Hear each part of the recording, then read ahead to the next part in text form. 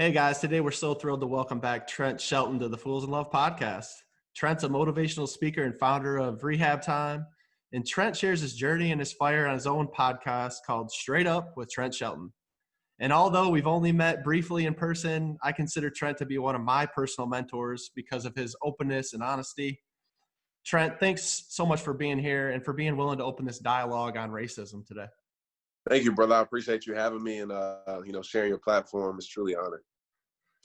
All right, so I wanted to start with something that we've kind of seen pop up a lot in these last couple weeks, and that is the thought that it's not the responsibility of Black people to educate white people on racism. And while we totally understand that viewpoint, we were just kind of wondering, well, it's a little bit of a three-part question, but first of all, is there a difference between education and conversation? And can white people ask Black people to help them understand their experiences with racism in America? And is it ever okay to ask a Black person for resources, or should we just use the internet? Yeah, so that's a deep question. But for me personally, I feel like there's a little bit of both with that. I definitely feel like education and conversation is somewhat different. I mean, education, you can watch a movie, you can read a book, you can research, and you might obtain knowledge in doing that you might not get from a conversation. But at the same time, when it comes to empathy, right? When it comes to really feeling someone's pain and understanding what they're going through, you're only going to be able to do that through conversation with someone. And so I feel like both of those are necessary. I don't feel like, and this is my thing with this, I feel like that everybody should go on their journey, right? So as far as with white people, I wouldn't say like just rely on the conversation with someone. If you don't know what's going on, it's like anything in life, right? If I don't know about something, I'm going to do my research. I'm going to watch things. I'm going to learn. I'm going to dive in deeper. Even myself in this, like, I'll be the first one to say, like, I wasn't the world's biggest activist. There's a lot of history that I didn't know that made me, like, look at myself and like, hey, I need to actually learn more about my history. And so I had conversations with my father, him growing up in the 60s. I remember had conversations with my grandmother. She's 90-some years old.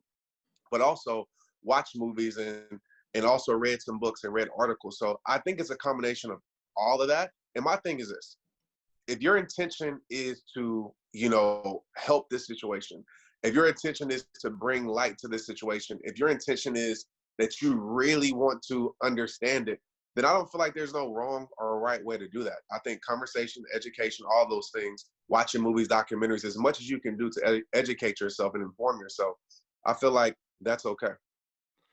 Yeah, and I think for us, it was more just, we've talked about this a little bit with our listeners, but it was more just, we were from a primarily white community. And so like, although we knew racism existed, we weren't sitting there thinking it didn't exist. It didn't exist for us. And so like, I didn't understand, although it was happening, I didn't have any firsthand experience with people, being racist or that for that matter. But what I've kind of realized with all the Black Lives Matter and with things coming forward, more people speaking about it, is I was really just living in ignorance, because it was like this ignorance is bliss, right? So I was like, well, I'm good. I realize that's happening and I feel bad for that happening, but I don't understand it, so I can't speak to it. And I know a lot of people are coming from that same place. It's like, well, I know this is happening over here, but I'm just going to do my happy thing over here and pretend like it's not happening until it goes away. So like, what would you say to someone who is kind of living in that place of they just don't know, so they don't touch that side of it? Well, the thing is, it's not going to go away. And I feel like we all have to step outside of self. I'm going to use the word empathy a lot in this interview, because in a word called altruism, that was actually, it's actually one of my characteristics of Rehab Time, and the things we stand for, one of my values, should I say, it's a better word, for Rehab Time. But it's about stepping outside of yourself and really realizing this, like, what really motivates me and inspires me is always thinking about the future. And so oftentimes, I made a video in 2016. It was the day my daughter was born. It happened in Dallas. I forgot who actually got murdered, but it's when the police officers got killed. They had a guy out here shooting in Dallas. And I made a video about that. And I say, if we don't address this, if every single one of you don't look within yourself and say, this is on me, how can I contribute to the solution? How am I a part of the problem? Mm-hmm. Then it's going to come to your front doorstep. And I think that's what we're seeing now. It's actually everybody's been affected. And I think about the future. I think about my kids. And so if I don't do my part, my kids might grow up in a world that's way worse than this world. And so I think when you step outside of yourself, when you think about the future, especially as parents, and you say, do I want my kids to grow up in this? Then you can start to make some changes and differences, because, I've had conversations, multiple throughout these days. And it is true. A lot of people haven't experienced it, but I tell people, just because you don't experience it doesn't mean it doesn't exist. And I had a conversation with one of my close friends, and he was like, bro, I don't think racism exists. And I'm like, you want me to go ahead and tell you just my stories of it? Because I don't never shine that light, because I don't want the sympathy too. But a lot of things that I've been through in my life where I've experienced these things. And so, make a long story short, he ends up calling me a week later crying.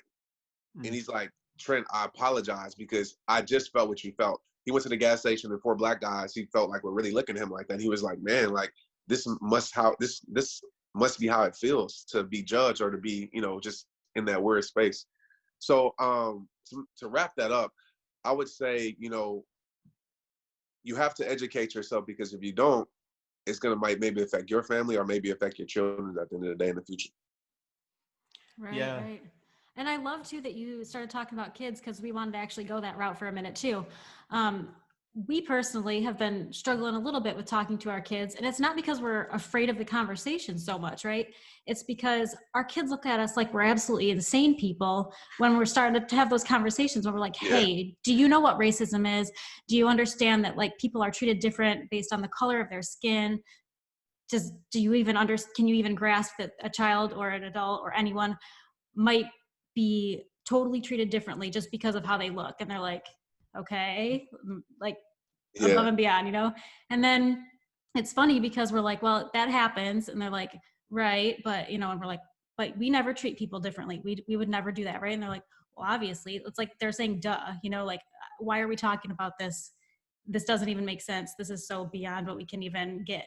So what are your thoughts on that, especially as it pertains to younger kids too? Our kids are 6 and 3, but even I think that age range, but even younger and even a little older might just kind of be grappling with that. Like, what are you even talking about? Yeah, I feel you with that. Even at Tristan's age, Tristan is 11, and I coach his football team, and we had this conversation, and they were looking at me like, I don't really get that, because they don't see color like that. They see everybody equally, especially in elementary school. There's really no prejudices in anything. Like, there's no, maybe if he has different pair of shoes or something like that, or she does, but there's no separation usually. And the thing I did with Tristan, Maya, she's 3, but she doesn't really get it. And just to see, I think kids could really teach us a lot. I actually was asking Maya just to see her. I was like, hey, what color is this person? And she was saying the color that they were wearing. Everybody like, that's blue, it's purple. And it's just so beautiful to see that, because I believe, like, as a child, even from faith-based, like, as a child, it's our most purest form. And these things are learned, whether we learn them intentionally or unintentionally. And so when it comes to Tristan, though, we watch movies.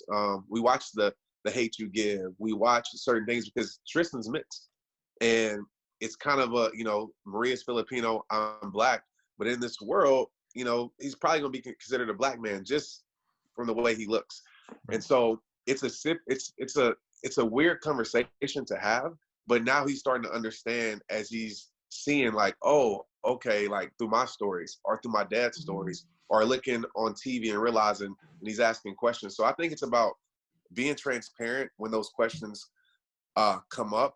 But at the end of the day, it's about teaching our kids how to love. It's about teaching our kids respect. It's about teaching our kids that everybody's equal. And I think that's the thing we need to do. And if other questions come up, we address it and we say why. So I don't think it's a right way to do it, but that's kind of what we're doing in our household. As the questions come up, we address it, but we continue to make sure that their hearts are built upon love and not judgment. Yeah, I really love that. And we tie a lot of stuff back to our kids. It's just funny that you use that as an example. We can use our kids to kind of look to, because like in everything in life, if you just look at your kids, even in just like the daily trials of life, they fall down 1,000 times, get back up, dust themselves off and go. If we could take that as adults and run with it. I always look to my kids as an example, so I appreciate that for sure. No problem. So yeah, I mean, for us, like when all of this started to come up with George Floyd and all these conversations came up, and we were like, man, like we were just like, we don't know what to do. Like we were just like grappling with it. We're trying to process it ourselves, and being on the outside, we're trying to figure out like what we should do in its place. And to be honest, there was a lot of fear there. I was just like, I felt kind of crippled because I didn't want to say the wrong thing or do the wrong thing and cause a lot of problems. And I know from following a lot of other influencers, following people out there, like they either said the wrong thing or they didn't say something quick enough. And then now that they have said something, they're just getting torn down, and it seems to be a lot of hate. And I just wonder what you would say to that for someone who's just afraid of just saying the wrong thing or just not saying anything at all. Like, what would you say to those people? Because there's a lot of real hate out there in that regard. Absolutely. Absolutely. I mean, I'm getting tore up, like people, like when I made my videos, and that's the thing, man. I mean, if you even separate, just take what's going on out. Like anything that you do, there's going to be some type of criticism. There's going to be some people who don't agree. Now, when you put politics, you put race involved, now it's just magnified times 100. And so I think as an influencer, as a person with a platform, you have to know when you started that you already signed up for that. You have to stand on what's right. And so the thing that helped me make my decisions and when I do these things is, one, I'm asking myself, if that was me in that situation, somebody that I love, like, what would I want, right? If that was me, whether it's race, whether it's, talking about something else, if that was me, how would I want people to stand up for me? Like, what's true, what's real? And even when you stand on your truth, it might be wrong to other people, but it's your truth. And so you have to stand for that and realize that it isn't always too about words. I know a lot of people are like, do I say something? Do I not say something? At the end of the day, your life is a reflection. And so how you live your life, how you treat people, what you do. I know people didn't say a word on social media, but they go hard, for equality and stuff like that. So it's about actions, and people are going to criticize you and judge you regardless. But I know it's a scary place to be when people, because this is how the timeline was, right? It was like the first week, people were afraid to say something because they're afraid to say something wrong. Then maybe the second week it came around, people were saying something because they were afraid not to say something, getting criticized for being silent. That just tells you, like, the world's going to have its opinions. You have to just stand on your truth and what that is and deliver it in your way. Maybe it's a post, maybe it's donations, maybe it's getting involved in the inner city, maybe it's, just being who you are and spreading love to this world. There's no wrong way when you're doing something that's rooted in love and truth. Yeah, I love that. What's your personal opinion on the celebrities, the athletes, all the people that have stayed radio silent on this whole thing? I personally don't agree with it, because my thing is this: you're a leader, and when you signed up for a leadership position, I know some people are like, I didn't sign up to be a role model, I didn't sign up to be or whatever. You have to understand that comes with it, and you have influence. And so it doesn't take much to put out a condolence. It doesn't take much to even put, let's all come together, like, much at all. And so for me, and I talked about this on my podcast this week, I don't want to be on the wrong side of history. Like, I don't want to have a conversation with my great grandkids, hopefully great great grandkids, and they ask me about this time, and they hey, that grandfather, like Papa Trent, whatever they're gonna call me. Like, I'm researching, like, I saw these videos, but you didn't say nothing about this. Like, what did you say? What did you do?